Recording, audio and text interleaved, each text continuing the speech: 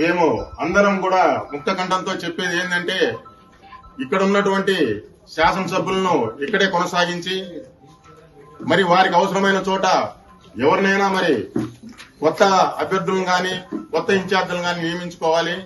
మా శాసనసభ్యులనైతే ఇక్కడ మారిస్తే మేమందరం కూడా ఆల్రెడీ ఇప్పటికే మాకున్నటువంటి అన్ని పదవులకు కూడా రాజీనామా చేసిన మీ రాజీనామాలు కంటిన్యూ అయ్యి మరి కొత్త అభ్యర్థులతో పాటు స్థానిక నాయకులను కూడా మరి వారు కొత్త వారిని చూసుకోవాల్సి వచ్చిన పరిస్థితి వస్తుందని చెప్పి ఈ సభాముఖంగా తెలియజేస్తూ ఏమాత్రం కూడా మేము మా శాసనసభ్యులను ఇంకొక నియోజకవర్గానికి మార్చేదానికైతే మాత్రం మేమందరం కూడా ఎవరు దీన్ని ఒప్పుకోవటం లేదని చెప్పి తెలియజేస్తూ అధిష్టానానికి మాకున్నటువంటి మా అభిప్రాయాన్ని తెలియజేస్తున్నామని తెలియజేసుకుంటున్నాం. మరిన్ని వీడియోస్ కోసం ఛానల్ ని సబ్స్క్రైబ్ చేయండి. లేటెస్ట్ అప్డేట్స్ కోసం వాట్సాప్ ఛానల్ ని ఫాలో చేయండి.